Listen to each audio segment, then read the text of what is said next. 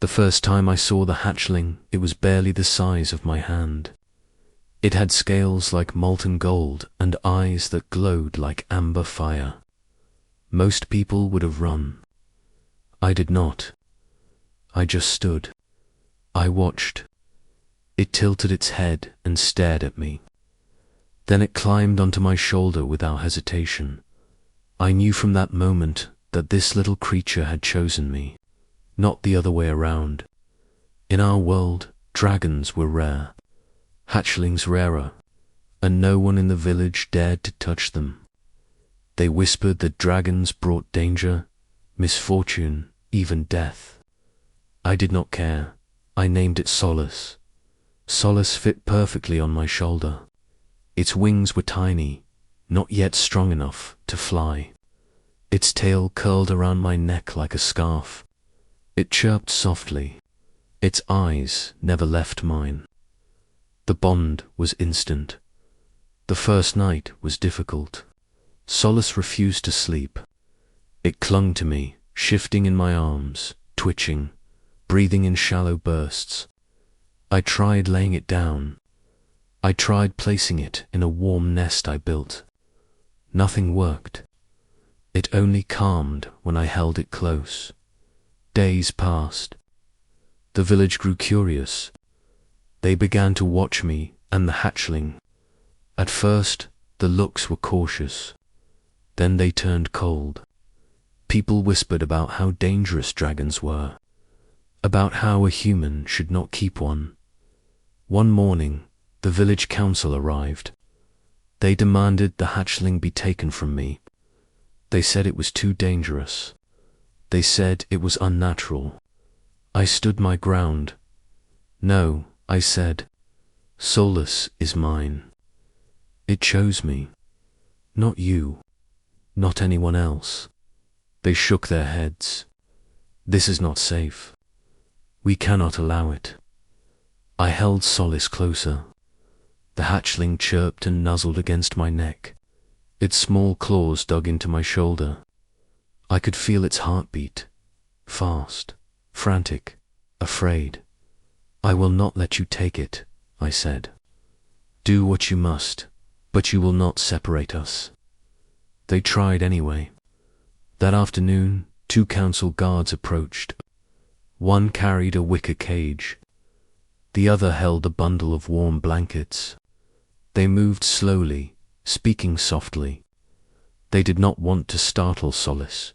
Solace hissed. Its wings flared, even though they were too small to lift it. Its tail lashed. It made a high-pitched sound that set my teeth on edge. I had never heard anything like it. I reached for it. Do not touch it, I said. The guards hesitated. I could see it in their eyes. They did not want a fight. Neither did I, but I would not let them win. I hugged Solace tightly. It tucked its head under my chin.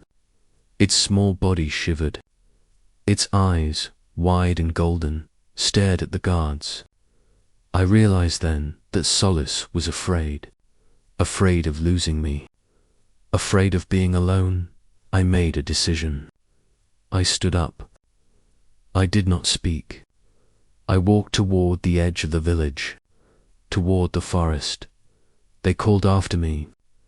You cannot leave with it. I did not stop. I did not turn back. Solace clung to me, chirping softly. It knew. It trusted me. We reached the forest. The trees were tall, thick, and unyielding.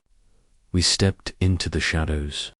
The air smelled of earth and rain, of life, of freedom. The guards did not follow, not into the deep forest, not after Solace had hissed and bared its tiny teeth.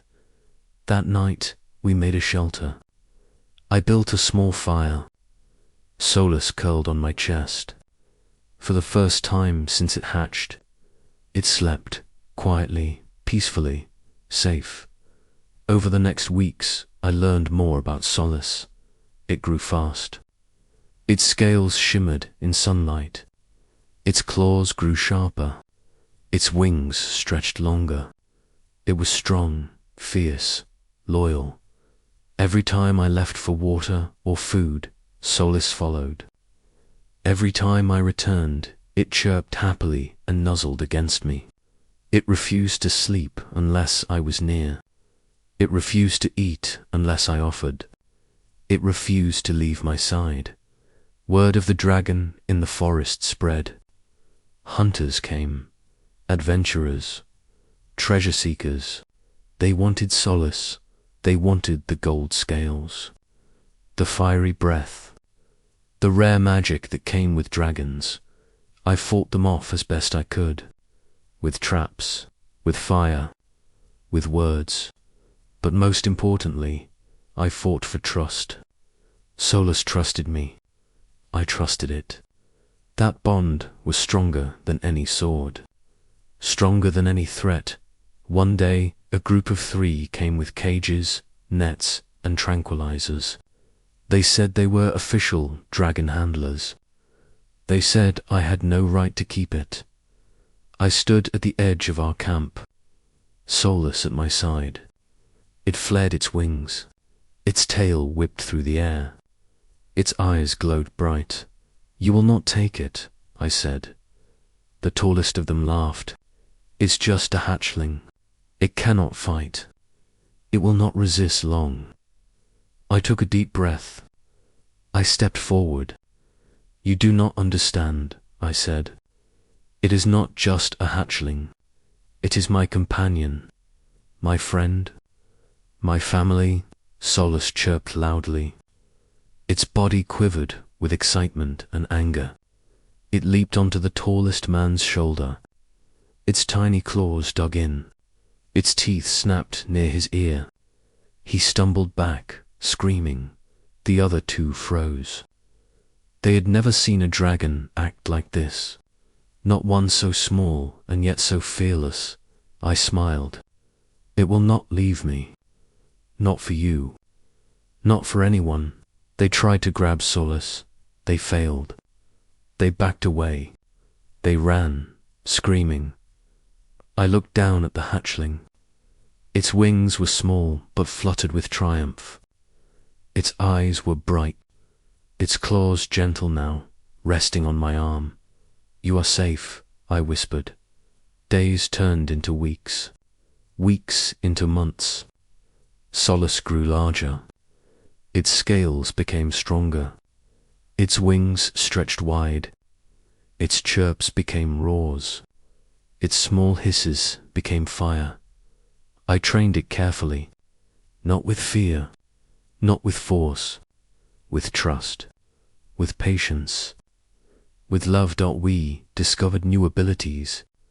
Solace could climb faster than any human could run. Its fire could light a camp in the darkest night. Its roar could scare off wolves, bears, and even wild hunters. But no matter how strong it became, no matter how fierce, it never left my side. It never slept alone. It never ate alone. One night, I thought about the village, about the people who had tried to take it. I realized something. They had not understood. They never would. Dragons were not treasures. Dragons were not tools. Dragons were family. Solace curled against my chest. Its warmth seeped into me. Its eyes blinked slowly. It trusted me completely. It had chosen me, and I had chosen it. Years passed. Solace grew into a magnificent dragon. Wings long enough to carry me through the sky, scales hard as steel, eyes that glowed like twin suns. I trained it to fly, to hunt, to protect. But every night it returned. Every night it curled against me and slept. Every night it trusted me, and I trusted it. No one ever tried to take it again. Not because they were afraid of me, not because they feared Solace, because they saw the bond. They understood that some things cannot be taken, cannot be bought, cannot be controlled. The hatchling that once clung to my shoulder had grown. The dragon that once chirped at my return now roared across the skies. But the bond remained the same, unbroken, unshakable. We were family, we were unstoppable, and we were free. Asterisk.